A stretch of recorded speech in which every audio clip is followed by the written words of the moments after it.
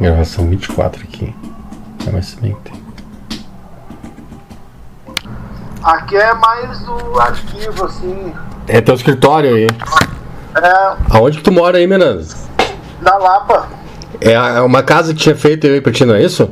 Apartamento. É. E como é que tá o filho, velho? É filha, né? A filha tá bem, tá dormindo ali. Quantos meses ela tá mesmo agora? Hã? Quantos meses ela tá mesmo? 2, fez ontem. Ah, coisinha querida. Muito astral. Mas tu tá morando aí, né, Miranda? Olha o Roberto Carlos ali. Tem as caixinhas, Eu tenho dos anos 60.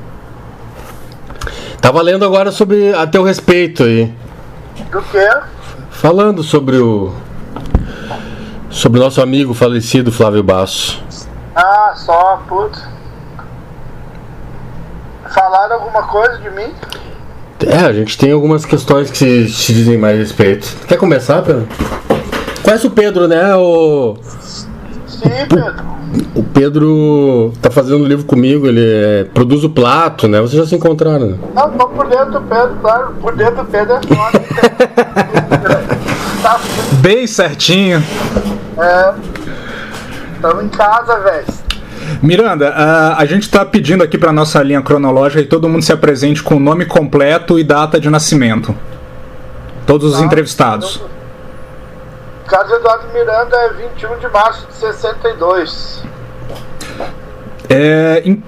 Em que momento que a tua história se cruza com a história do Flávio? O dia que os replicantes falaram que eu tava... Tudo começa naquele encontro, não sei se vocês sabem dessa história, acho que eu já devo ter falado isso pra vocês já ouviram falar do encontro meu com o Gervásio, na Free Discos, lá na Borges. Sim, claro, com o Educar junto. No começo de 84, né, eu tava com o Atahualpa e o Urubu Rei, o Gervásio com os replicantes. E eu tinha ouvido falar que ele tinha replicantes, né? Porque pra mim era um negócio meio louco, assim, né? Os caras. O Gervásio também era um cineasta, assim, mais ligado aos povos mais alternativos, mais hippie, assim, né? Tal. E o Vander, que era o mais ripão, assim, que era um cabelão grande, que era bem loucão, tinha virado punk, tinha cortado o cabelo. Então pra mim era uma notícia muito bombástica, né? Aí eu falei, Gervásio, é verdade isso aí, velho, não é possível. Ele, então, estamos com a banda e tal. E a gente, eu, o Wander e os irmãos Reis, tem que ir lá no ensaio, sei que nessa hora entra um moleque doido na loja. E eu tô olhando o disco do Madness, que eu tava pegando, o One Step Beyond. E o moleque começa a querer o disco. E naquela época, ninguém se vestia esquisito, assim. Tipo, as pessoas que se vestiam mais esquisito era a minha turma. E perto desse moleque a gente até que nem era esquisito. E esse moleque, eu sou educado, eu morava lá em Foz do Iguaçu, vim pra cá, eu e meu amigo, o X, e eu toco guitarra, ele canta. E a gente tem uma banda, eu falei, tem a banda só nós dois, eu toco guitarra e ele canta. Aí na hora me veio na cabeça, falei, mano, fiz as contas, replicantes, mais 2 bandas minhas, mais esses 2 moleques, se esses moleques forem na minha casa, eu falei, vai lá em casa que quero ver vocês tocando, o que rola. Aí eles foram lá no ensaio do Urubu Rei, aí mostraram o que eles estavam fazendo. Eu falei, vamos montar uma banda, essa aqui é a Biba, vai ser baterista, e eu tenho um baixista pra vocês, que é o Carlos Pianta. Na época eles não gostaram do Carlos, acharam o Carlos muito maluco. Quiseram um outro baixista e fizeram a banda Fluxo. Aí eu fiz as contas, com essas 4 bandas, se a gente fizesse mais umas 2 bandas meio misturadas assim, meio fajuta, virava um movimento de rock novo em Porto Alegre. E a gente começou a armar de fazer show, aí eu falei pro Gervásio, arranja mais alguém. Aí ele falou, tem uma banda de uns carequinha lá da cidade de baixo, meio louquinho, que eles meio tomador de bolinha, que faz uns rockabilly nervoso, meio punk, chama TNT. Foi assim a primeira vez que veio alguma referência pra mim do que veio a ser o Flávio. E também veio junto nessa, e eles têm uma banda dos amigos deles que são aqui da rua, que é o Prisão de Ventre, que era o Frank Jorge, o Birk, o Tchê, e a gente forjou o movimento. A partir dali tinha mais o Júlio Reni, que era um cara meio à parte de tudo, mas que com certeza ia somar na jogada, e a gente montou ali o tal do rock gaúcho. E assim começamos a conviver, porque daí a coisa virou um negócio meio cotidiano de transformar aquilo ali em algo vitorioso. E aí todo mundo ia no show de todo mundo e agitava pra caralho. E dessas aí que eu conheci o Flávio, ainda como Flávio, né? Foi o primeiro contato, foi isso, nesses shows. Aí eram shows num lugar chamado B52, a primeira série de shows que a gente fez foi ali. Sim.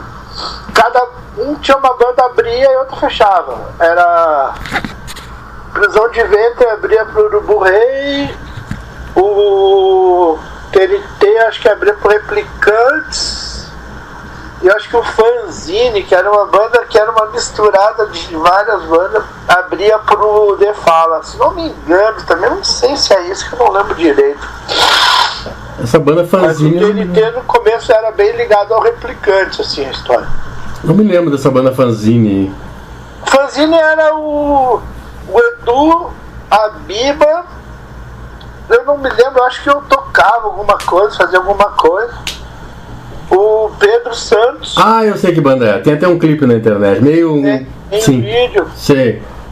Cantando a música do Replicante. Isso, até. Ah, que achado. Paulo Melo era o baixista. Aham.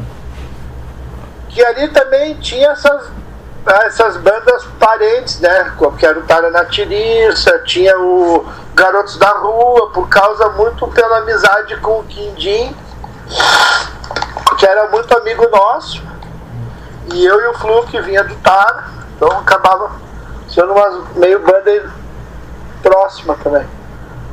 O Quindim já tocava com a gente desde muito tempo, desde o Tara, do Urubu Rei no início, em 82. Mas voltando ao Flávio, em que momento vocês têm um contato mais próximo, se conhecem de verdade? O Flávio era um cara, eu nunca era assim muito próximo dele, porque ele sempre foi um cara meio diferente, assim, meio, eu não sei, eu demorei para me aproximar dele, na verdade, essa época toda, e ficava meio aquela competição das minas, das coisas, aí os caras que pegavam mais mina ficava, ninguém era muito dava muita brecha pro outro, sabe?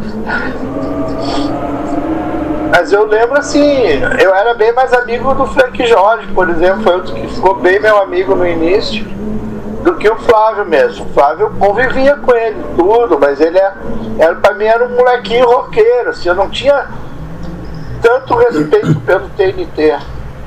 Eu não achava assim TNT, tipo, gostava. Mas, por exemplo, eles me ganharam o respeito e eu comecei a admirar ele pra caralho, de verdade, no Cascaveletes. Ali sim, cara, ali eu falei, porra, velho, aí a coisa tem loucura, aí a coisa fala mais comigo. É porque eu era mais velho, mais enveredado por outros caminhos, sei lá, mas eu não era tão próximo dele, sabe? Mas a partir do Cascaveletes, eu acho que essa ficou mais próximo tudo. Mas aí o Flávio também ficou meio Mick Jagger logo, e também eu admirava ele, mas era uma coisa que não achava muitos pontos de referência para conversa. Mas a vida foi sempre nos mantendo próximo. Uhum. E isso nos manteve amigos e foi nos aproximando cada vez mais, ao ponto da gente chegar a trabalhar junto muito tempo depois na Trama, quando eu lancei o segundo disco dele. Mas aí a gente já estava bem mais próximo. O primeiro, quando ele saiu do Cascaveletes e fez a demo dos Pereiras Azuis, ele me procurou lá no escritório do Banguela. Eu não sei se ainda era Banguela ou se já era Excelente Discos, mas ele me procurou lá e cara, aquilo ali já foi pra mim. Eu era louco pelo Cascaveletes. Eu achava o Cascaveletes do início, da fase que tinha a demo da Vortex. Antes do Flávio virar Mick Jagger. Demo da Vortex. Exatamente. Da demo a gravação da Vortex também é uma das melhores coisas da história do rock brasileiro, assim, acho realmente estupendo, assim. E aquilo pra mim era muito importante. Eu não perdia show do Cascaveletes de hipótese alguma, até que parece que haver um predomínio do Ney Vansória e um outro lado do Flávio, esse lado mais imitação, meio citação dos ídolos dele. Mais pastiche, tu diria isso? Porque até ali, cara, tu via que tinha Kinks, que tinha um monte de coisa em jogo. Mas o Flávio não era assim, não tinha uma formatação tão baseada no que ele admirava. Pelo menos não dava na cara. Ou ele estava baseado em coisas que ele admirava que não eram tão exóticas. Mas quando ele começa a ser meio Mick Jagger, isso um pouco me decepcionou. Eu falei, cara, por que um cara com esse talento todo, tão genial, vai fazer um pastiche de um cara tão famoso, velho? Tão famoso, não é que ele não tá fazendo um troço assim que ninguém conhecia, ele tava no Mick Jagger, velho. Porra! E uma das coisas que a gente mais lutava era contra esse lance que tinha muito em São Paulo, especialmente, de copiar as bandas que se admirava. Não que a gente não tentasse, no fundo a gente também fazia isso. Isso era uma coisa da geração inteira. Que hoje avaliando, eu sei que a gente se sentia obrigado a isso por uma questão histórica de voltar os 6 anos perdidos, de 78 a 84, os 6 anos de limbo da conexão do Brasil com o mundo. Verdade. A gente viveu 6 anos de limbo mesmo, cara. Ninguém tinha ideia do que está acontecendo lá fora. A não ser a galera que fez as bandas e alguns poucos outros. Eu me incluía nisso. A diferença é que a gente imitava tão mal que parecia tudo coisa diferente, né, velho? A gente era tão tosco que virava outros sons. Não que a gente não tentasse imitar também, mas tinha uns caras que eram eficientes na imitação, e ele era muito eficiente nisso. E aí, nessa época, eu tava com isso na cabeça muito. Pô, não pra que ficar fazendo coisa igual os outros e caralho. Mas mesmo assim, atendia muitas das expectativas que a gente tinha, que era o lance de chocar e de balançar a estrutura, como quando teve aquele vídeo clássico dele no programa da Angélica, cantando Eu Quis Comer Você. Quis Comer Você, que aí tu fala, pô, do caralho, velho, só isso aí já valeu, sabe? Mas quando eu vi a música, tipo, um Céu de Blues, eu falei, mano, que bagulho pau no cu essa música, velho. Céu de Blues, velho, bagulho porto-alegrense pra caralho, chatão, velho. Troço besta, cara. Essa coisa da tradição do rock, do blues de Porto Alegre, isso é quase insuportável, né? Porque faz uns rock meia tigela e acho que a tigela tá cheia. Ô Miranda, você que viveu esse período e era um cara antenado, esse período do limbo que você comentou agora há pouco. Por que você acha que aconteceu isso? Assim? Explica um pouco melhor isso para quem não viveu. É tudo achômetro. Eu não sei o que aconteceu, se houve uma crise do petróleo, alguma coisa desse tipo, que o vinil parou de ser fabricado como era antes. Parou de ter. Antigamente saía tudo, velho. No começo dos anos 70, saía Roxy Music, Brian Eno solo, saía tudo do Bowie, saía tudo de todo mundo, cara. Não tinha coisa que não saía aqui. Quase tudo saía. Quer dizer, tudo não saía Gong, não saía. Os primeiros do Caravan não saíram, saía só de... tinha coisas muito obscuras que não saíam, mas assim, vamos falar especificamente sobre o momento. Saiu o primeiro Clash, saiu Sex Pistols, saiu o primeiro Devil, saiu Vibrators, saiu Edge and the Hot Rods, saiu o Soldier o Boy, o Soldier do YouTube é o primeiro, né? Não, o primeiro é Boy, eu acho. Boy, que é um Boy. Soldier é do Iggy Pop, saiu o Boy, saiu o Soldier do Iggy Pop, saiu The Idiot do Iggy Pop, saiu o Low do Bowie, saiu o Heroes do Bowie. Do Bowie saiu tudo, tá? Saiu o Television nessa época? No ano? O Television saiu, os dois primeiros saíram. Só que aí parou, velho. Saiu até aí. Só que tudo em tiragem meio pequena, ninguém deu bola, ninguém ouviu. Quer dizer, alguns poucos ouviram, a maioria ainda estava apegado aos anos 70. Poucos estavam dando tchau para os anos 70 junto com o punk rock. Ao ponto de, uma vez eu vi na TV, sei lá, em 81, sei lá que ano era, um cara que fazia um programa. Como era o nome? Era um velho chatão, velho, que quebrava os discos. Que Flávio Cavalcante. Flávio Cavalcante, acho que era ele. Ele e o Blota Júnior, um desses caras aí. Pegar o disco do Sex Pistols e falar: isso aqui tá falando da anarquia, isso aqui não sei o que. Se isso aqui lançar no Brasil, eu vou processar o Estado. Era um negócio assim, sabe? Já tinha saído há anos aquilo, ninguém nem tinha notado.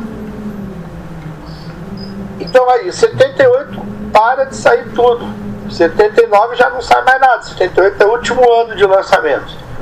Ao mesmo tempo, começa a abertura política, final da ditadura, e tudo aquilo que tinha sido represado começa a ser valorizado. O que é? A MPB do Ivan Lins, do Milton Nascimento, da Elis Regina, alguns discos que eram considerados discos malditos, que tinham sido proibidos, saíam. Era uma coisa, todo mundo deslumbrando com isso. Ao mesmo tempo, a música latina começou a chegar no Brasil também, que antes só chegava meio... o cara lá tem um disco da Mercedes Sosa. Era tipo, proibido ouvir Mercedes Sosa, né? Era proibido ouvir aquele Victor Hara, é esse nome, né? Isso. Essas coisas era tudo tabu, velho. E aí começam a aparecer esses discos, e essa música latina começa, Violeta Parra, isso começa a ser assim, a Atahualpa e o Punk. Tanto que o Atahualpa e os Punk a gente fez o nome de raiva disso, e aproveitando e zoando os molequinhos punk que não entendiam nem o que estava fazendo. Mano, o que vai ser punk em 84, seu estúpido? Punk morreu em 78, velho. Larga de ser burro. Na nossa cabeça era meio isso, mas era coisa, né? A gente, sei lá, porque a gente em 84, cara, tava ouvindo as hardcore da Califórnia, tava ouvindo as coisas lá, Minuto, mano, ouvindo as coisas na outro mundo, cara. Sabe, a gente tava em outra viagem, ouvindo hip hop pra caralho. Não tava, mas esse mundo aí já era um mundo muito velho pra gente. Então, assim, aí começa a ter essa valorização da música latina e da música brasileira MPB, e isso acaba dominando. Junto vem a música gaúcha. Ser gaúcho usar bombacha virou chique. Então ninguém fazia questão de sair de bombacha pra ir no parque, tomando chimarrão, era revolucionário, era assim, não, eu tô... Os caras eram tudo PMDB, né, velho? Era tudo partido do Sarney, assim, os caras, não, eu vou pra rua, que eu sou contra o governo, eu uso bombacha, e eu gosto aqui do Som Galdério, e eu gosto do Milton Nascimento, e sabe? Foi louco, velho. Foi um momento muito... Também porque a música, o que sobrou da MPG, também tava nesses conformes. O que tinha sobrado ali era um Jerônimo Jardim, sei lá, se o Nelson Coelho de Castro já tava nessa. O Nelson Coelho de Castro é de 83, né? É de 83 já, né? Junto com o Júlio Reni e o Ney Lisboa, né? O Ney Lisboa, ele era um meio lá, meio cá, assim. Pra gente, o Ney era um careta. Pros outros, ele era um loucão. Só que ele era uma ponte, na verdade, entre a gente e o resto, sabe? Porque a gente queria chutar o balde a sério, assim. A gente vinha com... Mano, eu quero que se foda a bombacha, eu quero que se foda todo esse mundo aí, eu quero que a MPB se exploda. A gente veio com uma vontade assim mesmo, que era uma raiva tardia. Uma coisa que era pra dar na gente com 14, 15 anos, a gente tava fazendo isso com 20. Eu tinha 22, né, velho, 84. Era um momento que deu um ar, assim, porque... O primeiro ar que deu foi em 82, quando saiu a Blitz, o Lobão, o Lulu Santos, o Barão Vermelho veio pouco depois, mas saiu de falar, nossa, olha, velho, que sopro de vitalidade na música brasileira. Deixa eu fazer... Os caras estão vendo que pra nós Rita Lee tinha virado um troço muito, que a gente chama de comercial, que era uma palavra idiota, mas... Sim. E eram bons discos, vendo hoje, tu vai ver, eram bons discos. Só que pra nós a Rita Lee não era aquilo que a gente nos anos 70 curtia. Por outro lado, a gente também odiava os anos 70. A gente queria que tudo que era aqueles anos 70 que a gente curtia fosse pra merda. Por isso que eu saí do Tara. Porque o Tara, o Truda foi o cara que se formou comigo na música, assim, ouvindo o Bicho da Seda. A gente seguia o Bicho da Seda e tudo que era show deles. A gente chegava a ver, sei lá, em férias de inverno no Rio, a gente viu sei quantos shows do Made in Brasil, da Rita Lee, do Raul Seixas. Isso tudo pra nós era o passado, velho. Pra nós isso aí era, a gente queria que isso aí acabasse. Falando, não, mano, rock, coisa de roqueiro, esquece roqueiro, velho. O mundo é muito mais rico que isso. Aquilo lá que vocês conhecem do rock progressivo, do rock and roll, isso aí é tudo passado. E aí esses 6 anos dessa geração minha tentando falar isso, que se concretiza em 84, quando começa a sair Paralamas, Legião, Titãs, que fazia exatamente isso, copiavam os discos que a gente ouvia, que era o que a gente de certa forma queria fazer. Eu acho que no caso, por exemplo, o TNT e o Flávio eram livres um tanto disso, porque eles eram muito mais novos. Eles já se criaram no cenário pós isso. Eles não criaram a bronca que a gente criou de tudo, que a gente era tudo futurista, a gente era ácido, crítico. Eles não, eles eram porra louca, ponto. Eles já vinham eles eram de uma nova geração. Então a visão é bem diferente da nossa, mesmo a gente vindo da mesma geração. A partir daí as gerações se unem como uma nova geração da música, que é essa geração de 84, que o Júlio também vem de antes, por exemplo. O Júlio Reni é um cara que também vem de antes. A cabeça dele é outro ponto de vista. Pois é, eu queria te perguntar, sem querer puxar a brasa pra esse lado, mas o Júlio vem com algo completamente alienígena aí, né? Não, o Júlio, na verdade, quando eu vi a primeira vez o Cine Marabá, Eu falei, cara, tem alguém fazendo uma música parecida com algumas coisas que eu escuto que vem de fora. Que tinha a ver com Warren Zevon, que tinha a ver com Dexys Midnight Runners, que tinha a ver com um monte de outras coisas, inclusive Bob Dylan, coisas mais antigas, mas coisas que no Brasil eram desconhecidas. O Júlio não era um caretê, ele tinha um monte de influências, mas muitas coisas ele também fazia sem saber o que era. Pois é. Ele era moderno sem querer ser.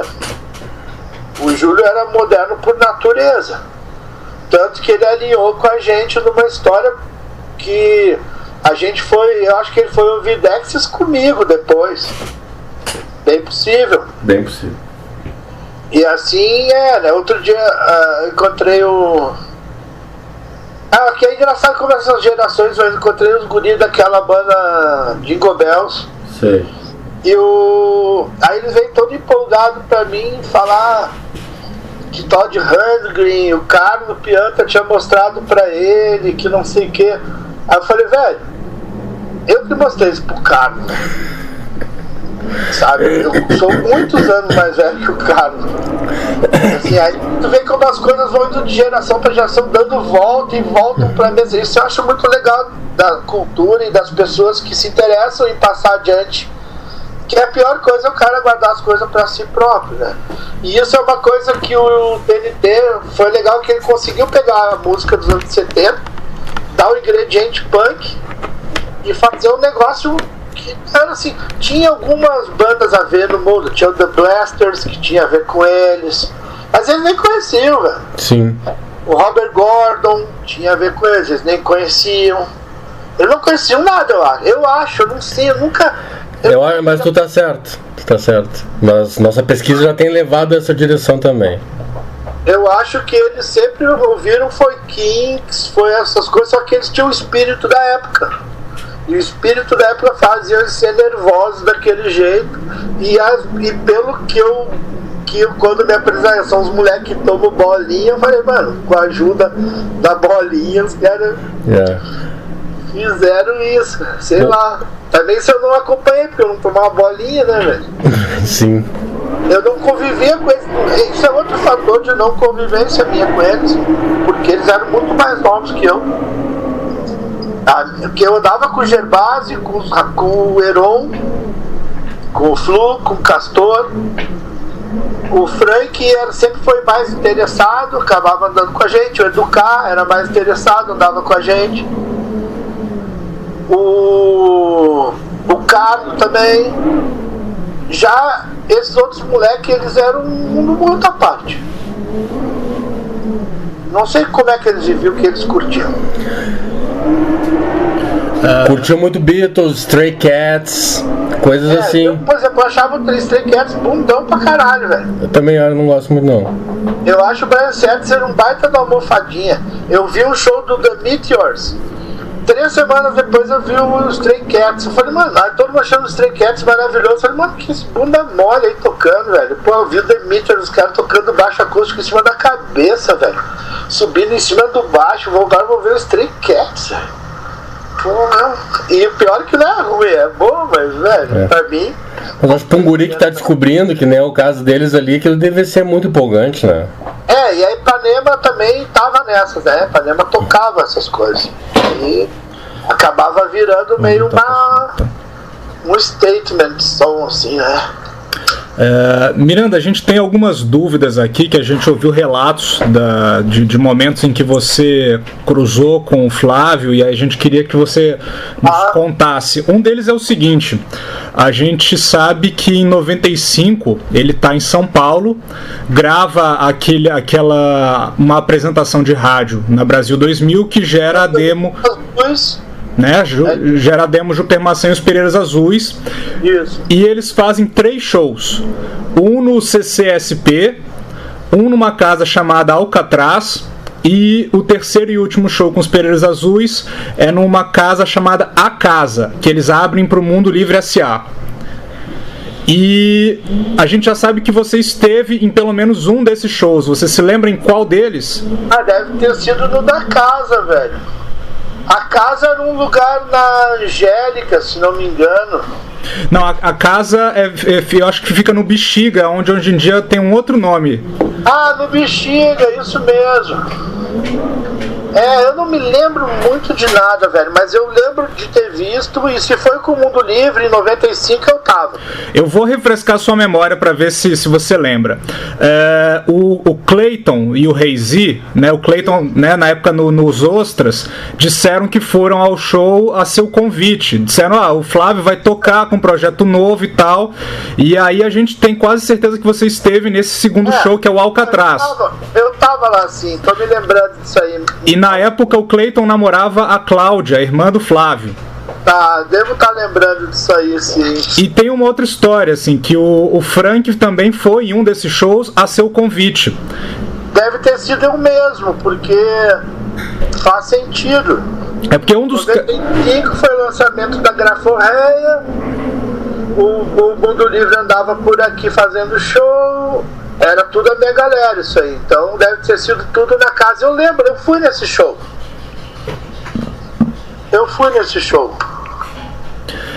Foi no da casa mesmo. E a gente tem um relato que você já conhecia antes da demo dos Pereiras Azuis, a gravação que ele faz no final de 94 com Orgasmo Legal. Conhecia. Tinha uma fitinha com Orgasmo Legal, acho que tinha mais uma música, velho. Ela sabe o que faz. Isso aí.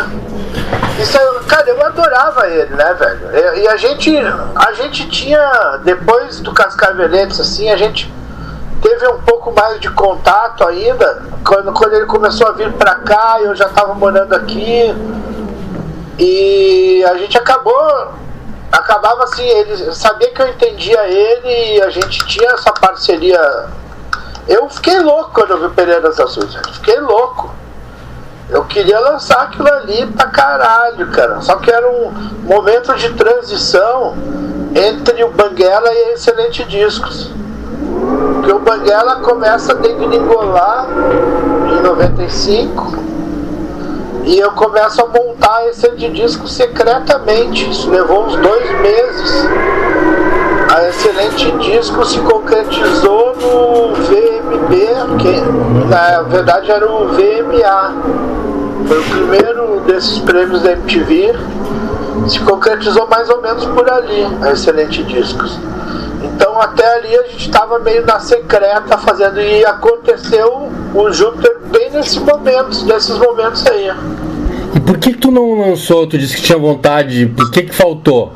E era um momento que eu não tinha como eu achei cauteloso não contratar ninguém, porque eu já tinha alguns artistas já amarrados comigo, e eu não queria, e eu estava num momento de transformação do selo, de um selo em outro. Os Titãs estavam saindo fora do selo e a gente estava mudando da Warner para Polygram na época, hoje Universal. E eu já estava comprometido com algumas coisas, então eu não quis arriscar. Deixa eu fazer uma pergunta só um pouquinho. Miranda, teve um episódio, lembra, que ficou clássico, que tu mostrou algumas coisas da Banguela pro Jack Endino, não foi? Ele ficou louco com o Garforré? Não, mostrei várias coisas, foi em 93. Isso, eu me lembro. E a ideia do Banguela. Sim, que isso é uma matéria na Bis na época, né? Sim. E daí eu me lembro que tinha Graforreia e o cara tinha ficado louco, achado muito massa o som deles. Mas não tinha o Júpiter, né? Então eu ia perguntar se tu tinha. Eu levei inclusive o Jack pra ver um show do Concreteness. E tem um episódio muito engraçado, que o Concreteness achava que cantava inglês, né? Aí eu levei ele no show, aí o Jack chegou pra mim: Miranda, essa banda é muito boa, velho. Pena que eles não cantam em inglês pra eu entender as letras. Falei: Jack, eles acham que estão cantando inglês, viu, velho? Jack foi, não é possível, velho. O Júpiter sofria desse mesmo mal, né? De achar que cantava em inglês, né?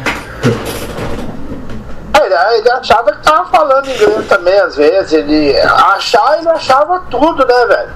O Júpiter, ele vivia, parecia que por trás, assim, o quilo que tu enxergava, o olho dele enxergava outro planeta, velho. Ele era um cara que tinha uma visão completamente alterada da realidade, assim. E o que eu admirava muito, cara. Eu gostaria muito de ser como ele. Porque isso faz um grande artista. O artista é a mesma coisa que eu acho que eu tinha com o Júlio, que eu admirava muito, que o Júlio, o sonho na cabeça do Júlio era mais forte que a realidade. E o Júpiter, o delírio era mais forte que a realidade. E isso era uma coisa que me empolgava muito no Júpiter, sempre foi. Eu falava, cara, que maravilha ser assim. Isso é ser artista, velho.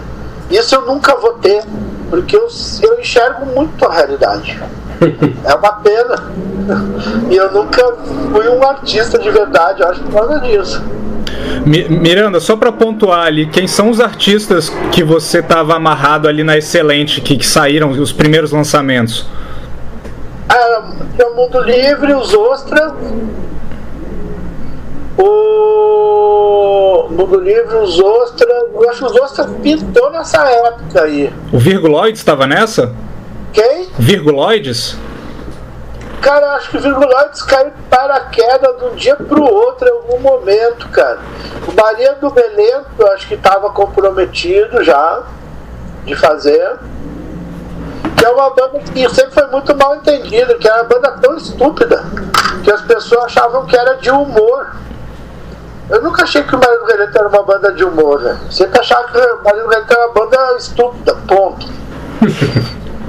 Eu via meio a ver com algumas coisas que eu gostava de fora, assim, tipo Half Man, Half Biscuit. Umas bandas assim que tinham que ter um humor que a pessoa.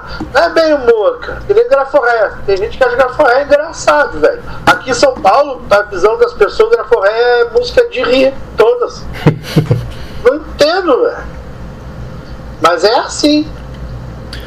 Mas o Júpiter é um pouco assim também, né? Ele é um rock humorado, né? Dá pra dizer. Olha que eu achei que legal. Psicodelismo humorado. Que é isso? A mulher vai ficar pelada, é isso? É, muito clássico. Acho que é porca não! Nossa, que massa. E de frente também. Nunca teve essas canetas? Nunca. Aonde que Isso tem aqui é muito dos anos 60, velho. Quando eu era criança eu tinha umas dessas. Bah. Aonde arruma isso? Cara, em papelaria, camelô. Isso aqui é antigamente, depois teve a época das carteiras que tu mexia assim, ó. Eu tive. E aí rolava umas coisas também. Aí teve uma época que tinha um cartão postal, que a menina ficava com um biquíni assim, que se tu molhasse o biquíni a menina ficava nua, sabe? Aí, nessa época eu morava com os covos, a gente pegava esses cartões e falava pras pessoas assim: aí, velho, lambe aqui, essa minha mina de perna aberta, lambe aqui no meio das pernas da mina que ela vai ficar pelada. Aí o cara lambia assim, aí, porra, ficou pelada mesmo. Falei, agora põe teu nome aí atrás, ó, velho. Eu tinha a lista de todo mundo que tinha lambido a porra. Cara, é seus filhos da puta. Eu tô acabando de lamber a lambida desses caras aí tudo, ó, velho. Do humor, Miranda, voltando um pouquinho pra forçar mais a tua memória ali dos primeiros shows do Júpiter e os Pereiras Azuis. Você se lembra de ter estado em um desses shows ou talvez em mais de um dos shows?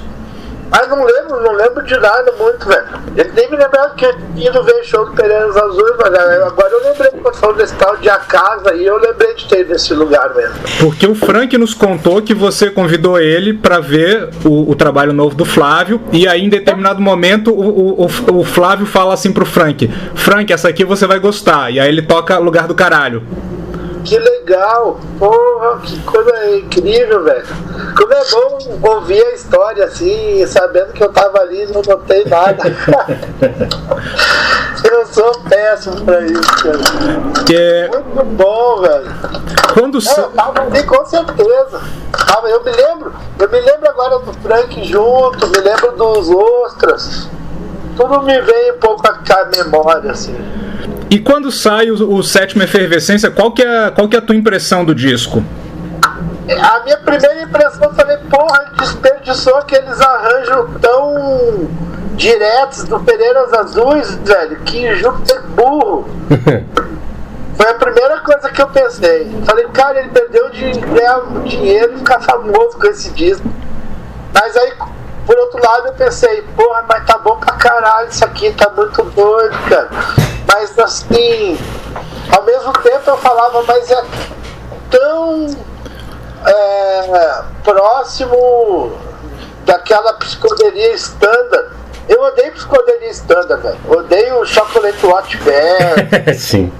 Acho um troço muito sem graça, velho. Acho uma coisa assim, parece uma convenção do que é ser doidão. Acho bem chato, assim. Não consigo ouvir. Aí as pessoas tentavam, me falavam, não, ouve Count 5. Aí eu achava pior ainda, Count 5 eu odeio. Mas Psychotic Reaction é uma baita som. Já gosto. Há uma música interessante, assim, gosto. E eu gosto de umas bandas meio besta, cara. Psicodelia besta, tipo Shocking Blue, sabe? Lemon Pipers. Lemon Pipers eu não conheço. Aquela do Green Tambourine. Green Tambourine eu sei, mas eu não lembrava dessa banda aí. One Hit Wonder. Eu sempre que eu tento ouvir, cara, eu prefiro as bandas mais burras, tipo Music Machine. Não, mas gosto de Sonics. Até os Seeds, que eu já acho a transição entre o garageiro nervoso e o psicodélico, assim. Mas quanto mais garageiro nervoso, mais estúpido, mais eu gosto. Voltando e eu achei isso quando eu vi a Sétima Efervescência, foi a primeira impressão foi essa. Mas eu ouvi tanto, velho, esse disco. Eu ouvia as músicas eu sabia de cor a demo do Pereiras Azuis inteira, velho. Eu passava com essas músicas na minha cabeça. E era das coisas que eu mais ouvia na vida. Era das coisas mais presentes no meu dia a dia, na minha cabeça. Muito, muito. Eu achava absurdo, cara, pensar naquelas letras, naquelas coisas, cara. Eu acho que orgasmo legal até tem na coletânea do Egisto, por Segunda Selene, não tem? Sim. Então isso foi no Banguela. Exato, que é uma gravação demo dele, que ele toca todos os instrumentos. É isso, que é tudo meio forinha, assim, é legal isso. Esse é legal, agora que eu lembrei, tinha esquecido disso também. E nos diz uma coisa, você teve em alguma oportunidade de comentar com o Flávio o que você achava do Sétima na época, um pouco depois? Já conversaram sobre a tua percepção do trabalho dele nesse disco? Eu nunca acho que teria dado uma opinião sobre, porque eu gostava igual. Eu acho que pensei só pra mim mesmo, por que ele não fez o Pereiras Azuis, sabe? Foi uma coisa que eu fiquei dentro de mim mesmo. Porque aquilo era tão bem resolvido, velho. Tão legal. E eu lembro também quando eles fizeram um vídeo, o Egisto e o Alex Fernambi estavam na minha casa, levaram o vídeo pra eu ver. A gente assistiu o vídeo lá em casa, na verdade, eu acho. Eles vieram montar o vídeo. Eu não lembro também, sabia? Não sei. De que vídeo você tá falando? Das Cucas. É o videoclipe? Eu acho que eles vieram finalizar o vídeo e a gente assistiu lá em casa. É o videoclipe das Tortas e as Cucas que você se refere? Que música eu não sei, cara. É um videoclipe lá, aquele tipo feito da Sétima Efervescência. Foi o primeiro. É o único. As Tortas é um vídeo meio natureza, assim. É esse? Natureza? Não, as Tortas e as Cucas tem uma coisa nos prédios de Porto Alegre. Não, também. é assim, tem ele rola na grama. Esse aí mesmo. É esse aí. Você não lambi. Bom, então acho que a gente pode passar agora pro capítulo Plastic Soda, que aí você tem um envolvimento muito mais próximo, né? Então, aí totalmente, né, velho? Porque daí, quando eu tava com aquela coisa, eu tava teimado que eu queria ter lançado o Pereiras Azuis. Então eu já sabia que eu queria, próximo do trabalho que o Júpiter fizesse, eu queria lançar. E ele tinha um negócio que eu acho que era o Apartment Jazz. Sim. Eu acho que era isso que ele tinha antes do Plastic Soda, não era? É um material que ele grava mais ou menos na mesma época. Só que eu acho que já sozinho, sem o Gross e o Cascais. Então, eu acho que aquilo ali eu tinha me empolgado muito.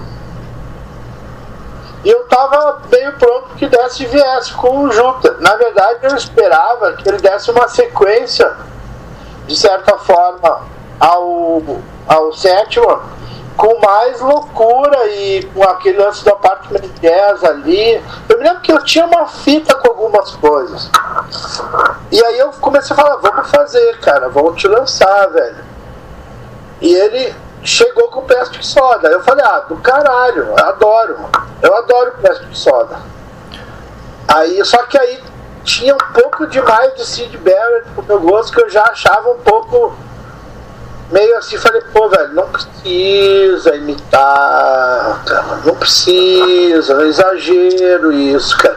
Mas ao mesmo tempo eu tinha um lado meu que falava, que do caralho isso aqui, velho. Porque eu também sou um fã de Syd Barrett, dessas coisas, que é psicodelia não convencionada, né? Eu sou fã da cena de Canterbury, muito, sim. O Robert Wyatt e Kevin Ayers, eles são possivelmente os dois artistas que eu mais gosto, junto com o Syd Barrett, no período. E os Plastic Soda traziam essas coisas francesas, traziam um negócio misturado. Isso que é muito legal. Por outro lado, também eu ficava assim, que desperdício de oportunidade. O Júpiter vindo, quando eu estou numa gravadora com uma estrutura boa, que pode trabalhar ele bem nacionalmente, fazer o disco dele vender o que nunca ele conseguiu vender. Mas também não ia dizer não de jeito nenhum porque ele fizesse, cara. E foi isso. Agora, aí tem as histórias divertidas, né, cara? Como eu sabia que ele era um cara muito paranoico já, nessa época ele já estava muito frito, né? Eu me lembro de acompanhar de longe a história que ele ficou numa época que me falavam que ele andava pela praia, tocando violão no barzinho, bebendo o dia inteiro, tomando ácido. Foi antes do Plastic Soda, né? Foi antes, entre um disco e outro. Na guarda. Então, essa fase dele eu acompanhei do ouvir falar com muita preocupação e com muito carinho que eu tinha por ele, cara. Nesse tempo eu já era uma pessoa que gostava demais do Flávio. Pra mim já era uma pessoa muito próxima, assim, uma pessoa do coração mesmo. Inclusive eu achava difícil chamar ele de Júpiter, sabe, cara? Assim, pra mim era um negócio. Eu achava tão esquisito a pessoa mudar de nome, que nem o Flu, depois que era Flávio, também virou Flu. Eu falei, mano, como é que eu chamar o cara de Flu, velho? Mas foda-se. E eu fiquei acompanhando meio de longe, daí eu acabei convivendo com ele de baladinha, de coisa, depois. Ele passou por momentos difíceis e tristes, né, nesse período, né? Teve uma coisa com o menino dele, né? Isso é depois. É depois do Plastic Soda, isso? Isso, é quando ele tava pra lançar o Re-Civilization. O filho dele morre já no começo dos anos 2000. Ah, tá. Então era cachaça mesmo que era a tragédia na vida dele, né?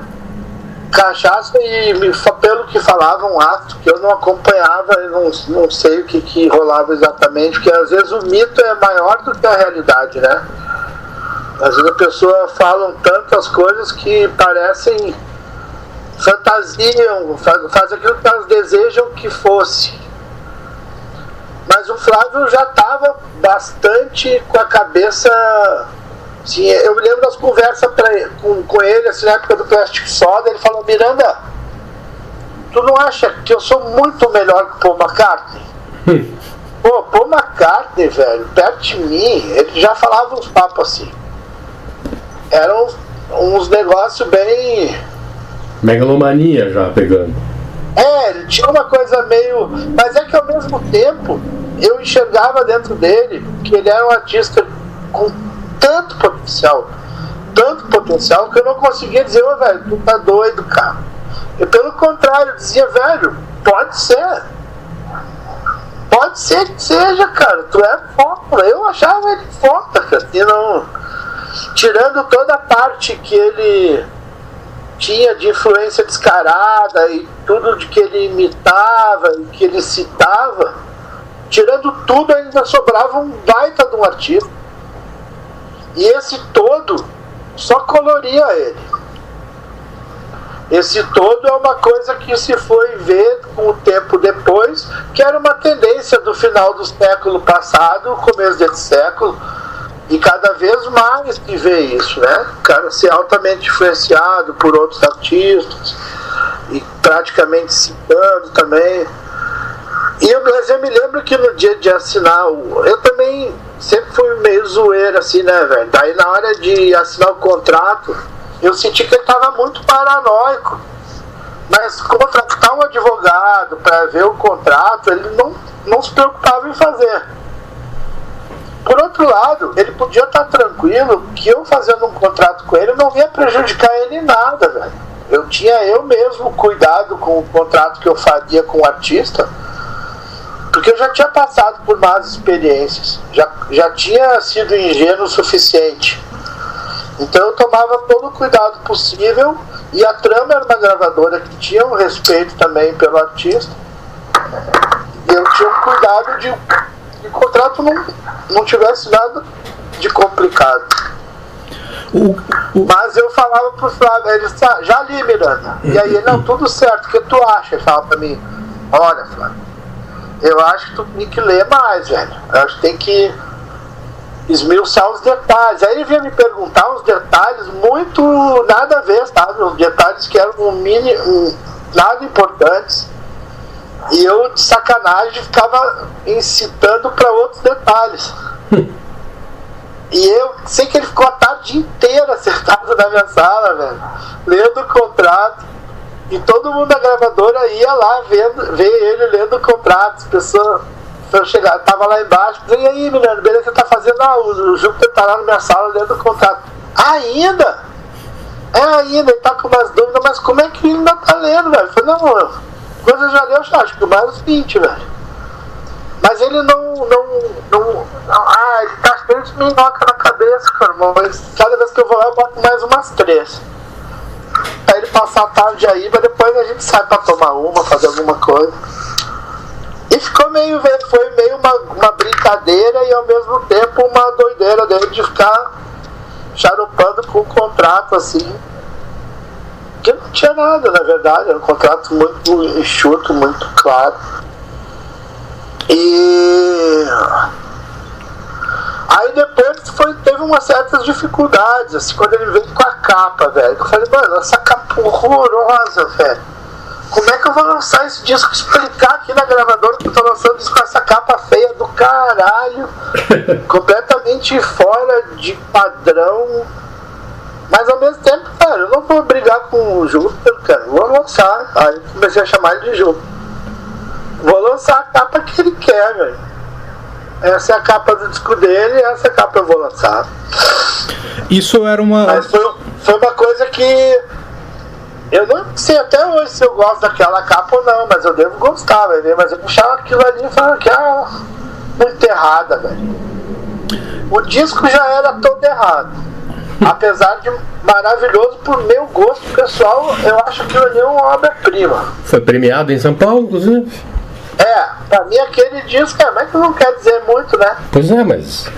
Premiado não, mas no fim acabou sempre o reconhecimento a ele foi maior que tudo. Mas era uma coisa assim que eu pensava assim, cara, se um disco que eu gosto demais, esse disco não vai vender.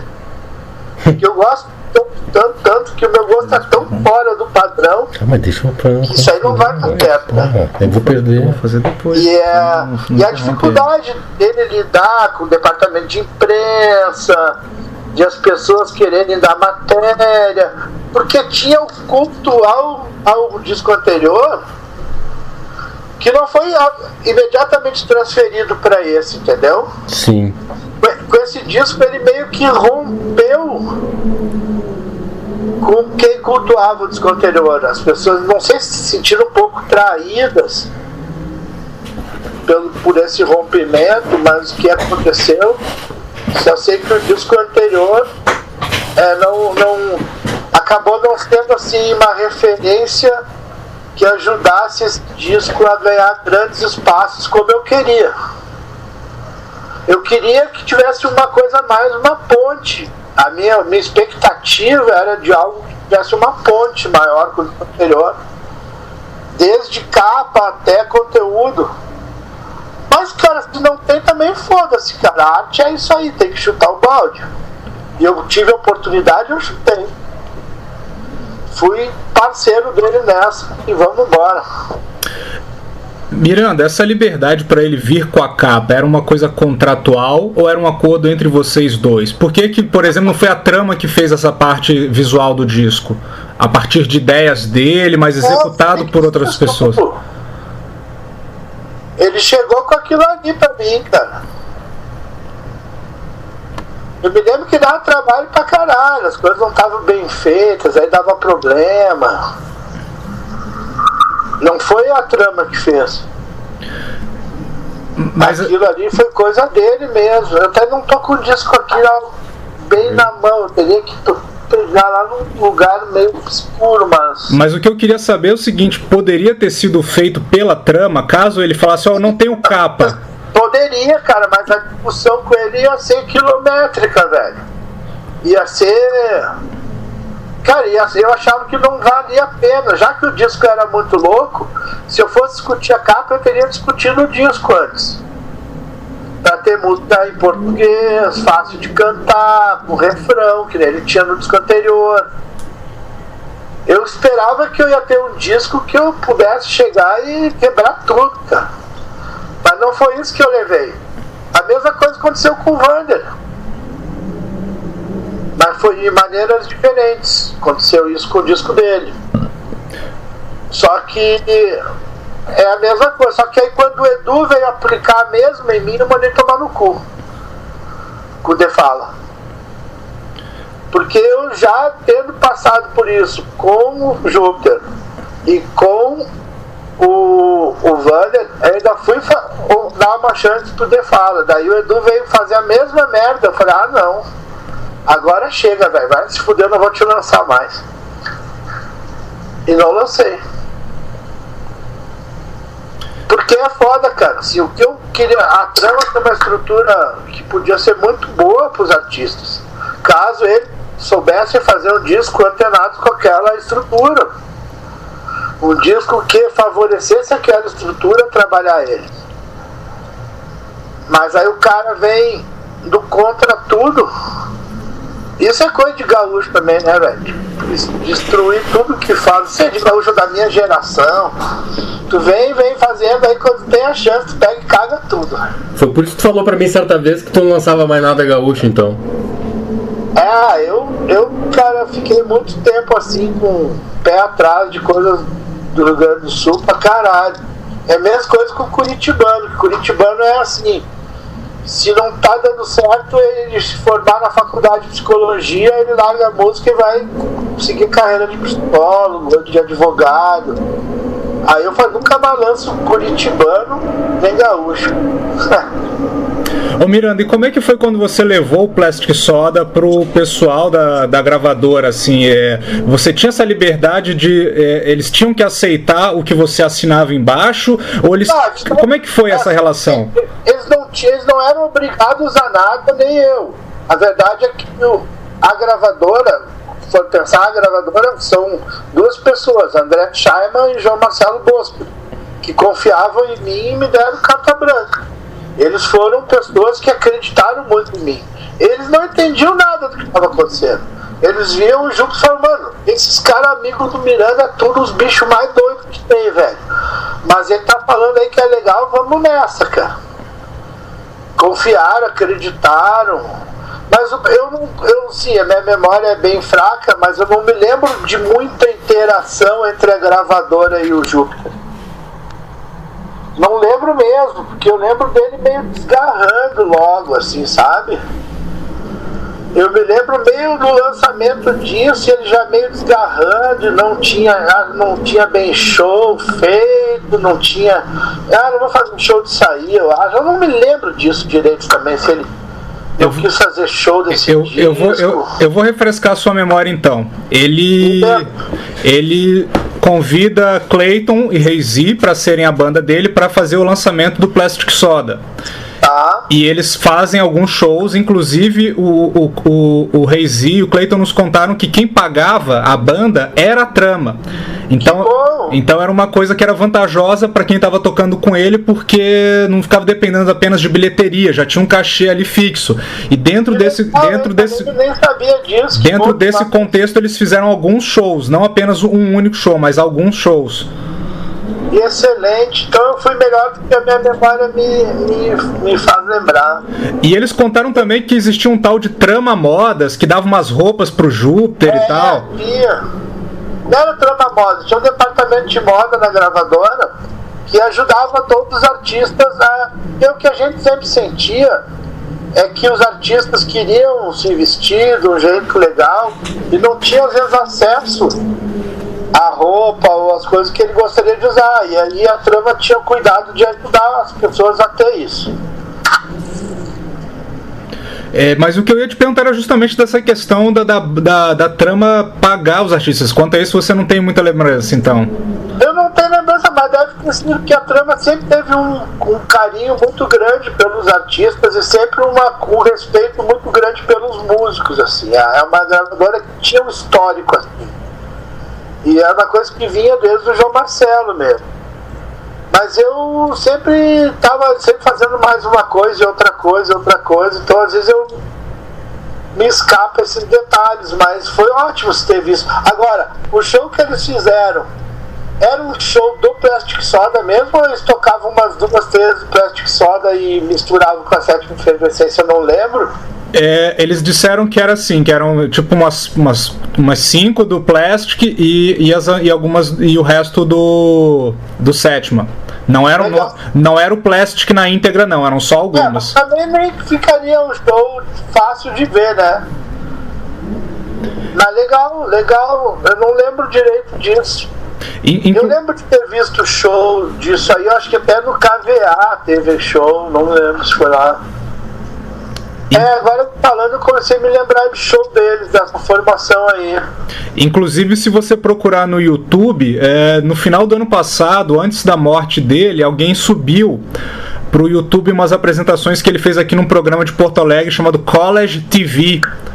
E aí é justamente essa formação. Era o programa do Léo? Não, era o programa do Bob. Do cara da Ipanema, na Folharada. Ah, tá, é isso aí, do Bob? Não, o cara da gravadora, que é o Santos, aquele, Edu Santos. É isso aí, agora eu lembrei. Legal. Mas eu não tenho muito a acrescentar, minha memória nisso aí é meio... E quanto à prensagem do Plastic, foram quantas unidades fabricadas? Nem ideia, nenhuma ideia. O mínimo possível, cara, e o máximo possível. Se 2.000, 1.000. Não tinha uma coisa padrão na época para artistas pequenos e tal, dentro da Trama? Não tinha, cara. E ainda mais na Trama, a gente era bem... vamos fazer tantos aí, acreditava. Eu acho que deve ter sido coisa de 2.000, mas não sei o número. Tenho uma ideia. Quem que poderia elucidar isso pra gente, da Trama? Por volta de 2.000. Porra! Não me lembro nem quem cuidava disso naquela época, velho. Eu me lembro como é que era a minha sala, me lembro onde ficava, me lembro quem era assessora de imprensa, não me lembro de mais porra nenhuma. Ele falou que lembra ou não lembra da assessora? Que lembra quem era assessora. Quem era a assessora? Eu acho que era a Piqui.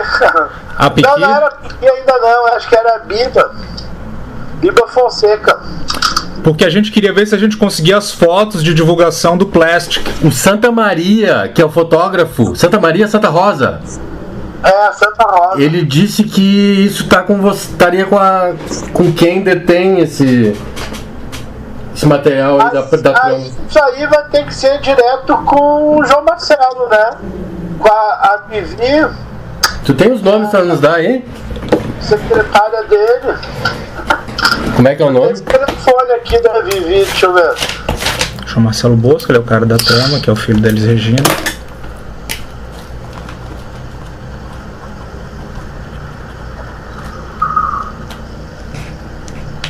Não sei se ainda vale esse telefone. 3062-6640. Viviane. Viviane do quê? Ah, sei lá. É minha amiga no Facebook, deixa eu ver se eu acho aqui. Por favor.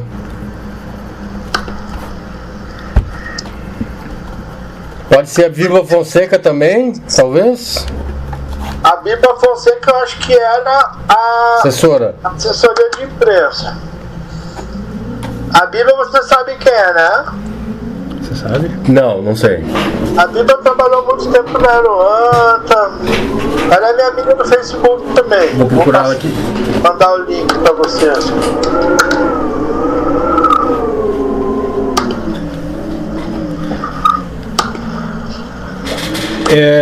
Mais uma pergunta sobre o Plastic. Quando ele chegou ali com o disco pronto, todas aquelas músicas, você chegou a cogitar encurtar o disco, deixar ele menos longo, tirar uma faixa, ou você realmente assim aceitou o disco do jeito que ele era? Eu acho que era tudo tão louco que eu nem cogitei nada, cara. Acho eu também. Se alguém contou alguma história que eu quis tirar alguma música, pode ser que seja verdade. E nos diz uma coisa, a trama em relação a divulgação paga de artistas, o famoso jabá, existia isso no caso de artistas pequenos como o Júpiter? Época já não existia mais jabá faz tempo, porque esse negócio de jabá, velho, é um mito que se transformou há muito tempo atrás em uma coisa oficial, com nota fiscal e tudo. Era assim, tu pagava por uma promoção no disco na rádio, o cara te dava a nota, a música tocava. Isso aí era uma coisa que sempre teve esse tipo de coisa em rádio, de apoio de alguma maneira pra... E era um mundo muito louco. Mas não tinha como fazer o Plastic Soda tocar em rádio. Acho que a gente nem tentou nada. Possível. Uma rádio que tocasse o Plastic Soda também não ia se interessar por apoio de nada. Ia ser uma rádio doida também, que ia tocar por prazer. Não, um disco absolutamente nada radiofônico. Aí de quem tentasse gastar dinheiro em rádio com esse disco, eu ia quebrar o pau, velho. Se caso fosse a essa época o Tarde na Fruteira, tu teria lançado?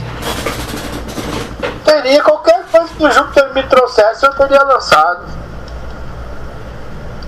O disco que fosse. Mesmo bitter? Qualquer disco, velho. É mesmo? Eu lançaria. Eu não ia ter nenhum problema de lançar qualquer coisa que ele me trouxesse. Por acaso você tem alguma raridade do Júpiter? Tipo música que não foi lançada? Eu tenho uma fita chamada Apartment Jazz, vocês devem ter isso. Não, a gente tá atrás. O que como é o nome? Eu tenho isso. Tem digitalizado? Não, tem em cassete, mas pergunte-me, aonde? Vai a São Paulo? Diz que você tá indo a São Paulo. Eu tô indo a São Paulo, chego no sábado. Mas eu vou estar em Porto Alegre. Eu preciso procurar, achar. Deus pode ajudar, né, velho? O Apartment Jazz é todo instrumental ou tem letra também? Todo instrumental. E eu acho que tem umas coisas dele com o Tata Aeroplano, não tinha? Não era aí, não era depois? Era um filme. É o filme Apartment Jazz, que tem o mesmo nome. É verdade. Mas essa fita eu devo ter, cara. Mas diz pra gente o que é o som do Apartment Jazz que a gente não ouviu. Era um negócio do meio Cassiotone jazz futurista. Era uns timbres meio fulerex, assim, de sintetizador. Tinha a ver um pouco com o Plastic Soda, só que era bem mais frio, era muito frio. Eu gostava muito, cara. E... tem que atender aí? Né? Depois desse contato... Deixa eu ver o que é isso aqui. Pode ficar à vontade se precisar. Caiu já. Depois desse contato mais próximo, por conta da trama, do Plastic Soda, etc., quais foram os contatos que vocês tiveram, assim? Aí depois, cara, o que eu me lembro, meu próximo encontro assim com ele, que eu lembro bem, foi em Londres, no ano novo de virada de 99, logo depois de 90, no começo de 2000, eu acho. Foi o ano novo no apartamento do Thomas Papon? Então, não na festa de ano novo, mas eu encontrei ele logo na sequência disso. Eu devo ter chegado em Londres no dia 2 de janeiro. E o que você pode nos dizer? Eu lembro de ter saído com ele lá, e eu lembro ele falando assim pra mim: Miranda, eu fui numa festa ontem e tava lá o Beck. E o Beck ficou olhando pra mim. Eu sei que ele me sacou. Eu sei que ele me sacou. Ele tava todo feliz, só falava nisso, velho. A gente foi comer, eu acho que a gente foi comer no Burger King. Acho que foi isso que a gente fez em Londres um dia. E você sabe se ele levou na mala alguns Plastic Soda pra tentar divulgar por lá? Nenhuma ideia, velho. Ele tava assim, parecia que tava morando lá, assim, velho. Pelo jeito que ele agia, pelo jeito que ele falava. Parecia que ele tava morando lá, assim. Era um Júpiter muito inglês, assim. Mas mais sóbrio ou mais alcoolizado? Totalmente fora da casinha, velho. Mas não sei se era de álcool, do que era, mas... Aquele jeito dele, que pra mim já não era fora da casinha, que pra mim a casinha dele era assim, cara. Assim, eu nunca considerei meus amigos pelo grau de lucidez ou de loucura, até porque meus amigos são todos aqui muito... cada um de um jeito, velho. E eu sempre respeitei isso, sempre tratei normal, nunca tratei uma pessoa como ele como fora da casinha, entende? Eu falo fora da casinha pra traduzir isso pra pessoa normal, mas pra mim, velho, esse é o Júpiter assim que eu sempre gostei dele. Depois desse contato aí em Londres, quais foram os contatos seguintes? Aí que eu vou estar lembrar, velho. Aí depois teve várias vezes que a gente se encontrou. O último eu lembro bem, que foi em Porto Alegre, naquela foto, porque até o Cristiano me mandou, que eu até tenho algumas fotos desse dia, que a gente se encontrou pro negócio aí da Dana Álvares, não? Da Alba. Da orquestra lá da OSPA. Como é o nome lá? Da orquestra com o Thiago lá, da OSPA. O mas é o Dana, Concertos Dana. Isso. E quem organiza é um amigão meu, muito querido, que é o Luiz Pedro. Ele que é da Dana e ele que banca isso aí. E inclusive vai ter no início de dia 15 de maio, se não me engano, por algum dia daí de maio, fim de semana antes, vai ter o lançamento do vídeo disso aí. E o Júpiter, a história foi muito louca, porque o Júpiter chegou lá e tal, e tava ali, de repente... ele tava ligando e ele sumiu. E ele sumiu, ninguém mais sabia se ele ia aparecer ou não. Aí eu sei que depois de muita coisa ele aparece em cima da hora, muito alterado, e meio que dizendo que não ia tocar, ou coisa do tipo. Exatamente. Coisa que o Vander já tinha feito do estilo Vander. O Vander tinha dito: eu não vou tocar, quiser que eu vá lá, me põe para diretor de palco.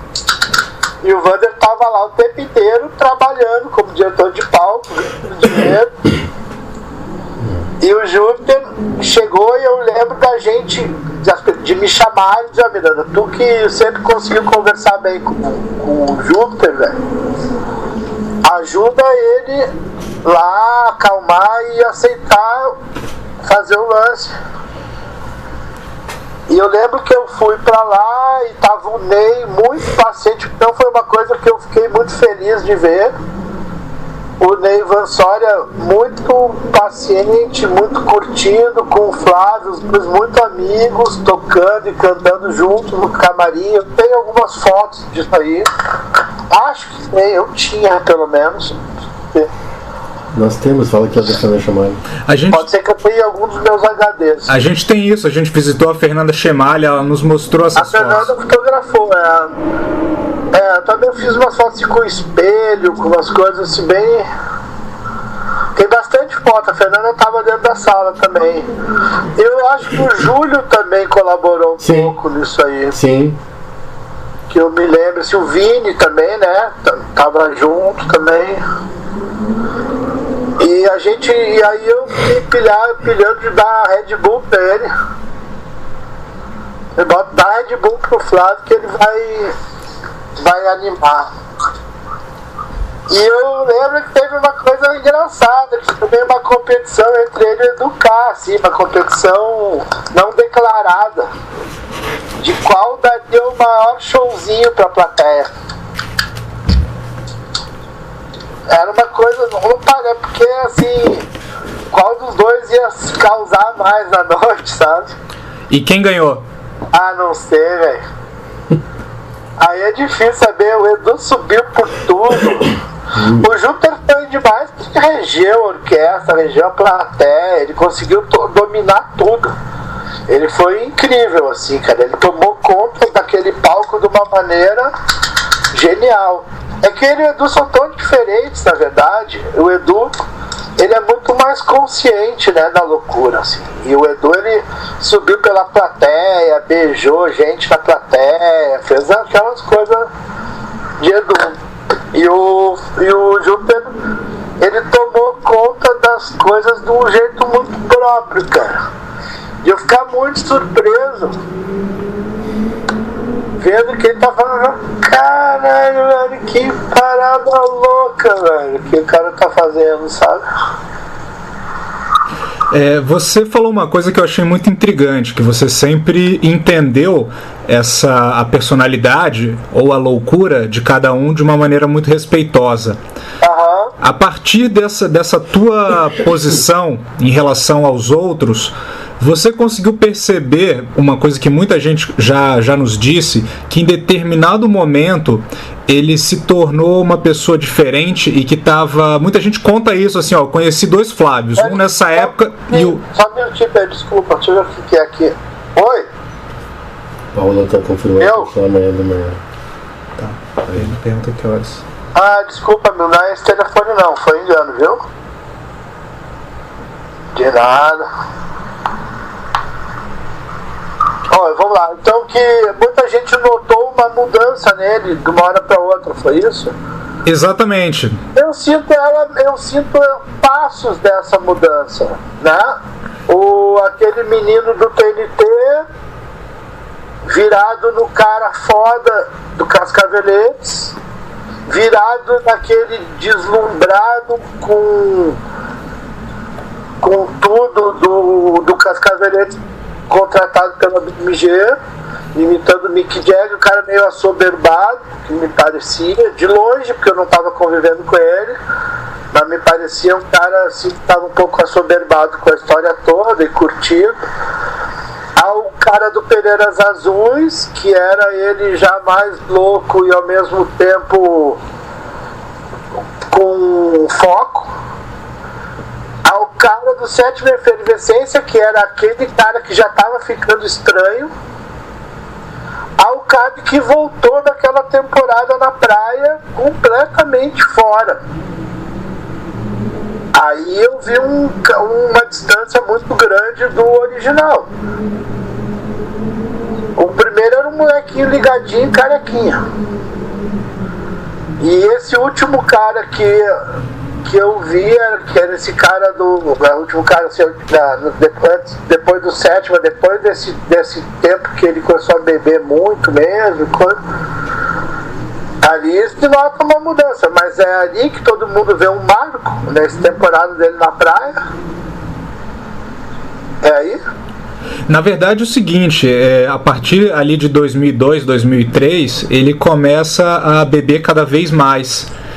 e passa alguns períodos sóbrio e alguns períodos no fundo do poço. E muita mas gente... aí quando já é depois de tudo, né? Depois de tudo, isso que eu queria saber se, assim... Não, mas aí já é ele, assim, tipo, maltratado pra caralho, ele mesmo. Mas a mudança acontece antes do Plastic Soda. A mudança crucial nele acontece depois desse tempo na guarda. Pra mim é claro isso. Aí tu tem mais um marco, que é a morte do filho dele. Sim. Onde tudo vai por água abaixo. Que aquele caminho que estava já apontado, ele ganha outro vulto. Onde ele perde completamente o controle das coisas. Mas aí também meus encontros com ele eram sempre esporádicos. Eu lembro de eu ter ido ver um show dele no subterrâneo do Blém Blém, que era um show dele que ele não tocava, ele assistia. Eu sentei do lado dele e assisti o show. Era a banda dele tocando as músicas dele e ele ficava assistindo. A galera se esforçando em empolgar ele a voltar a fazer show. Esse show eu sentei do lado dele e assistia. Uma outra questão que, assim, que a gente está tentando desvendar é o seguinte: no terceiro disco dele, que é o Re-Civilization, é o disco stereolabiano dele, que ele se encanta com o Stereolab. Esse disco tem muito a ver com a parte da MTS. Porque o que eu tô tentando descobrir é como ele chegou no Stereolab, essa paixão. E aí, como a Trama lançou alguns discos do Stereolab, eu queria saber se por acaso você foi o cara que apresentou o Stereolab para ele. Pessoalmente não, mas posso ter dado os discos pra ele, não sei. Eu nunca fui uma pessoa muito interessada em Stereolab, porque eu sempre achei eles meio diluição de gênero. Eu nunca fui um fã de Stereolab. E você se lembra... Mas eu posso ter dado os discos pra ele, não sei. Você se lembra dele ter conversado contigo alguma vez sobre Stereolab? Eu vi ele citar o Stereolab, mas nunca vi ele muito empolgado nisso, assim, perto de mim, não. Porque a gente sempre acabou ouvindo coisas. Eu sempre tentei com ele, a gente ouvir coisas mais. Eu lembro que a gente ouviu som algumas poucas vezes juntos. E eu lembro que umas vezes que a gente ouviu, eu ouvi com ele assim, David Allen, Kevin Ayers, faço o que eu botei pra ele ouvir. Robert White, são as coisas que eu gosto muito. Tem uma pergunta específica. Calma aí, tu vai fazer depois. Eu não lembro eu não me preocuparia em mostrar Stereolab pra ele. E qual foi o último material que ele lançou que você curtiu? Disco Tudo, ou sim? velho. Eu tenho tudo dele. Tem até o compactozinho, o vinilzinho.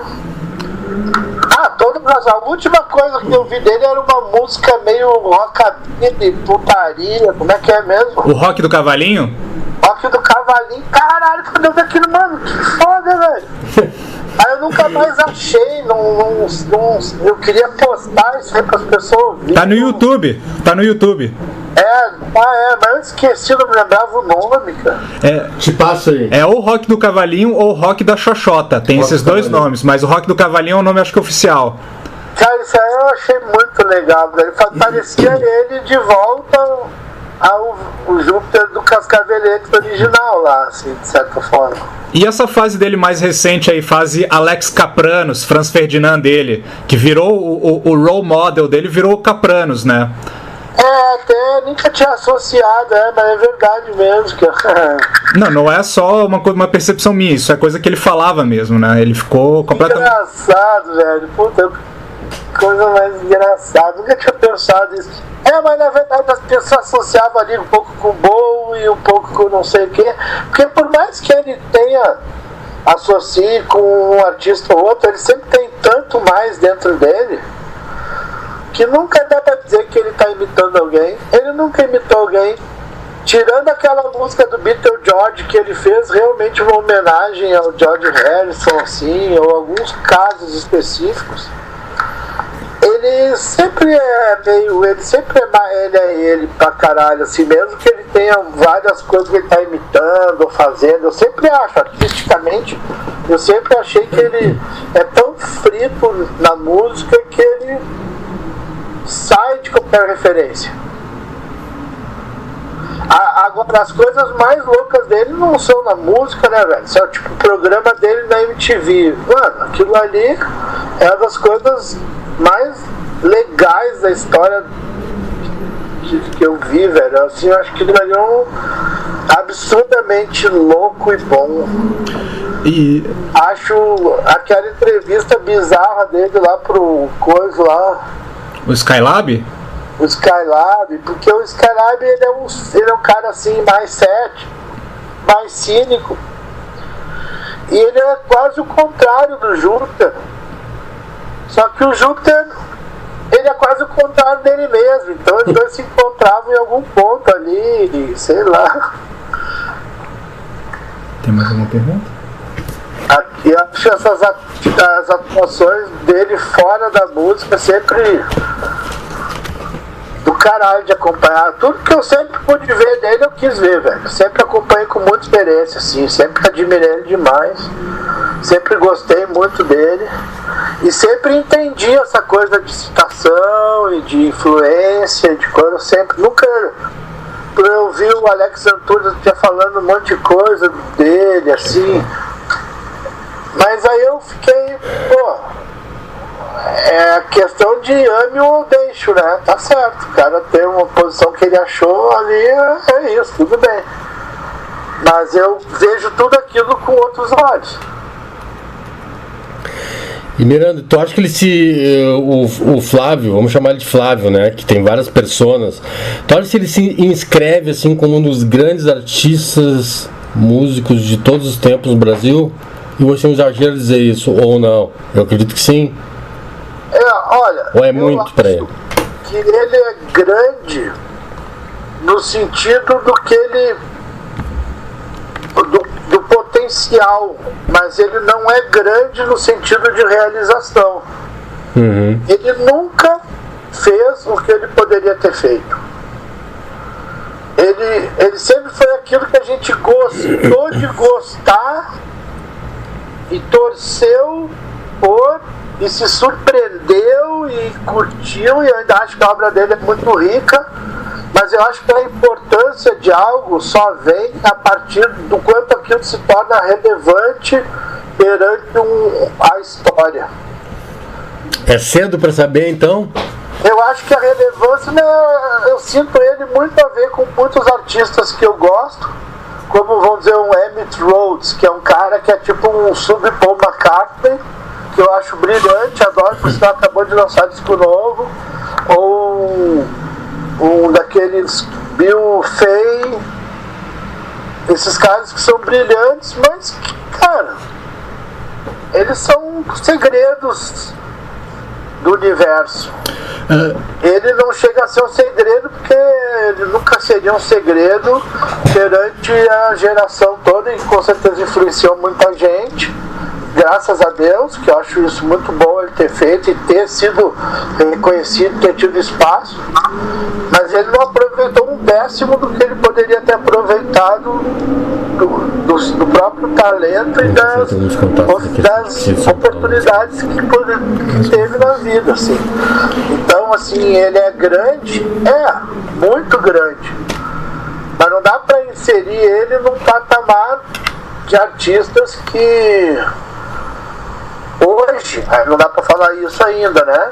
E ele também é um cara que não teve tempo de queimar o filme, nem de fazer merda, coisa que ele nunca faria, duvido. Ele ia até o fim fazendo coisas inusitadas e loucas. Fico imaginando ele muito velho, tirando uma de Frank Sinatra com uma orquestra toda atonal. Tudo ia ser possível no caminho dele. Se ele tivesse tido força de segurar o rojão artístico e tudo, não ter mais domínio sobre a cabeça dele, sobre as coisas que ele fez, dentro do meu coração era muito grande, cara. Agora, na música, acho ele isso, tem tudo pra ser grande, mas a história que vai dizer. E Miranda, a influência dele com certeza rolou E muita gente soube aproveitar. Você diria que aqui no Brasil, vamos então fazer um recorte um pouco mais específico, do pessoal do rock contemporâneo a ele, especialmente a partir do momento Júpiter Maçã, desconsiderando o período anterior de Cascaveletes e tal. Quem que você acha que são os grandes, então, vamos dizer, de 96, que é quando ele grava o Sétima, pra cá? Se a gente fosse colocar esses caras competindo numa piscina ali, você acha que o Júpiter tá correndo com quem? Mas em arte não dá pra falar em competição, velho. É muito difícil, porque...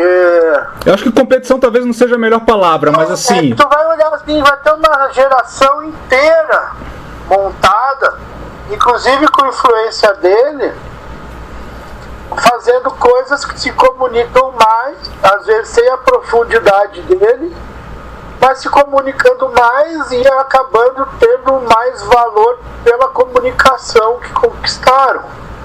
Eu nem sei, que a minha cabeça está sempre muito fora de tudo, assim, eu não sei te dizer nomes, mas eu vejo assim que vamos dizer, antes dele e depois dele, juntos, misturados, tu pega um movimento Mangue Beat, vamos dizer, o próprio Otto, que é de certa forma contemporâneo da fase de Júpiter Maçã.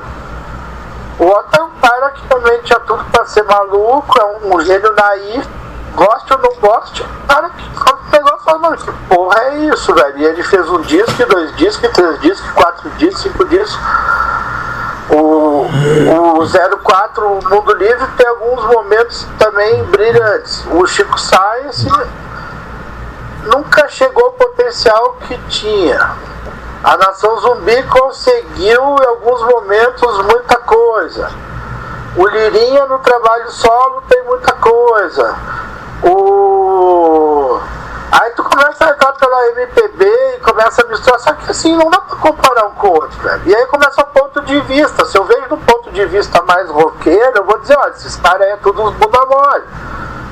Aí se eu vejo do ponto de vista mais MPB, eu vou dizer, esses roqueiros são todos burros. E assim vai. É difícil avaliar, entende? Só sei que ele conseguiu fazer uma música que influenciou em áreas muito distantes. Se tu ouve o disco do Marcel hoje, pode gostar ou não do Marcel, de certa forma o Júpiter passou por ali. É louco pensar isso, mas eu vejo isso, eu vejo um pouquinho do Júpiter em tudo, cara. Se tu pensar que um cara como o Tatá Aeroplano foi um cara próximo do Júpiter, e o Tatá vem de um grupo de pessoas que acabou se tornando altamente influente na nova música brasileira, que era um grupo que chamava Luz de Caroline, que fazia parte o Tatá, o Gustavo Ruiz, o Dudu Tsuda. Eles eram um grupo meio de jazz, experimental, groove, não sei o que meio MPBístico. Dali gerou dali começa a desmembrar, tu vai ver que a geração inteira de São Paulo passou por perto deles. O Júpiter tava ali, velho, pra caralho próximo. Se pensar no Clayton, foi um cara muito próximo ao Júpiter, que virou produtor e toca com Catatal, é um cidadão instigado da vida, essas coisas. Todo mundo tem algum parentesco com o Júpiter de alguma maneira. Então, aquilo que eu falei, ele é grande à medida de que tudo isso tem a ver com ele. Mas tu vai ver, com que ele nada com todo mundo. E aí, assim, alguns conseguem muito, alguns conseguem poucos, alguns conseguem grandes pontos de luz. Eu vejo, assim, quando tu olhasse para o céu, tem artista que é uma nebulosa, que é uma nuvem de Magalhães. O Júpiter são várias estrelas brilhantes espalhadas no céu. Uma numa constelação, outra na outra, todas espalhadas, velho, mas as mais brilhantes. Que bonito, né? Um planeta que é uma estrela, né? É difícil tu pensar como pegar aquilo ali e condensar. Forte candidato a fechar o livro com essa tua frase agora. Mas ela é bem isso mesmo, o planeta que é uma estrela. Que é um planeta que são várias estrelas e das mais brilhantes, né? Eu acho que é meio por aí, cara, o Júpiter. Qual o teu disco favorito dele? Apartment Gas. Sério? Só porque a gente não ouviu? Não é, sempre adorei aquilo, cara. Sempre fiquei enchendo Júpiter porque tu não lança aquilo, porque tu não lança Apartment Jazz. Eu fico louco com isso, cara. Eu acho que pra mim é primeiro lugar o Apartment Jazz, segundo lugar o Plastic Soda. Em terceiro lugar os Pereiras Azuis. Eu acho que empate com o Plastic Soda, sei lá. Tá, e o Taj na Fruteira fica onde? Não gosta? Gosto, mas eu gosto mais dos outros. Acho mais o Taj na Fronteira, na Fruteira já eu acho que é muito focado na psicodelia. Eu já sinto que ele sabe demais o que tá fazendo ali. Não sei explicar. Não foi um disco que me fez ficar. Não me prendeu a ficar ouvindo pra caralho. Eu achei bom, pra mim o Taj na Fronteira é o Júpiter mais bem acabado, assim. O Júpiter formatado, definitivamente formatado. É como nos Beatles, eu prefiro 1 milhão de vezes o Revolver do que o Sgt. Peppers. Sim. É meio isso, cara. Eu sempre prefiro os discos antes. Antes de ser aquele disco, eu prefiro aqueles em volta. Eu sempre gosto do artista maldito, que ninguém entendeu, do pop que não deu certo. Meu gosto é muito assim. Mas a Apartment Jazz realmente me impressiona. Tem muito a ver com o Robert Wyatt, do disco que é um capa laranja, não lembro o nome, que é meio eletrônico. Por isso acho que eu me identifiquei um tanto com isso. Pergunta aí dos contatos, vamos fechar? Certo. Queria saber contigo, Miranda, se teria por acaso alguns contatos bons que a gente está procurando aqui para tentar extrair algo, porque sempre teve aquela. Sempre se disse que alguns artistas ouviram e gostaram muito de discos como Sétima Efervescência, tipo o Tom Zé, a Rita Lee, Caetano Veloso. Tu acredita que isso seja possível mesmo para começo de conversa? Eles têm ouvido e gostado? Ou tipo. Cara, não tenho a mínima ideia, velho. Eu nunca falei com a Rita Lee na minha vida. É mesmo? Nunca. O Tom eu conheço mais legal, assim, mas as minhas conversas com o Tom sempre também foram muito doidas. E os meus momentos com o Tom foram muito intensos. Um dos momentos que eu tive com o Tom foi quando ele teve um infarto, né? No Abril pro Rock. Caiu de joelho na minha frente, cara. Eu convivi bastante com ele, mas sempre nossos encontros foram muito assim, nos momentos, não sei que raio que dá na vida, que esses momentos foram sempre estranhos, intensos, e a gente quase trabalhou junto. Aí ele ficou com medo do que eu propus pra ele, que ele queria fazer uma música daquelas nadadoras de salto de nado sincronizado, e eu sugeri pra ele que ele queria fazer uma música com bastante som de água, e eu falei pra ele, pô, água já vai ter pra caralho lá, cara. Vamos fazer uma música com bastante som de eletricidade pra dar medo nas concorrentes, botar medo em todo mundo. E aí ele ficou apavorado. Ele falou, Miranda, tu tá louco, velho. Se fizer isso, se der um curto-circuito lá, morrer alguém, vão dizer que a culpa é do Tom Zé. Aí ele não quis mais nem fazer o disco comigo, velho. Foi fazer o disco com o Jairzinho. Putz. Vamos fechar? Legal pra caralho, engraçado. Eu achei bom, porque o Tom Zé começa a trabalhar às 6 da manhã. Ele ia me acordar todo dia, pô. Se livrou. Miranda, se você lembrar de alguma coisa interessante a respeito do Júpiter, quiser dar outros testemunhos, por favor, nos contacte. Eu vou lembrar, com certeza, cara. A gente vai falando. Isso. Então tá. É que eu não me lembro de nada, velho. Na minha vida eu fiz tanta coisa que eu não lembro de. Ah, mas tu lembrou bastante coisa, pelo amor de Deus. Mas eu fiz muito mais, velho. Muito mais. Não lembro, com ele mesmo, eu sei que eu fiz muito mais coisa, mas não. Na hora eu lembro. É isso. Então Beleza. tá. Obrigado, Mais uma vez te Miranda. agradecer, Miranda. Foi sensacional. Bom demais, cara. Possivelmente a gente se veja por aí fim de semana, Cristiano. Então tá bom. Vai estar em São Paulo até quando, velho? Eu fico do dia 2 ao dia 9. Me procura, cara, pra gente ver se eu acho um apartamento jazz aqui pra ti. Perfeito. Tá bom? Muito obrigado, Miranda. Tá bom. Valeu demais, cara. Valeu, cara. Um grande abraço, Miranda. Astral, cara. Divertida. Tá certo. Iluminou bastante o nosso trabalho aqui, como sempre. Obrigado, cara. Se puder ajudar mais, pai. Valeu. Tá abraço. Abraço. Ótimo, né, velho? Sim, jogou várias luzes. Cara, é o seguinte,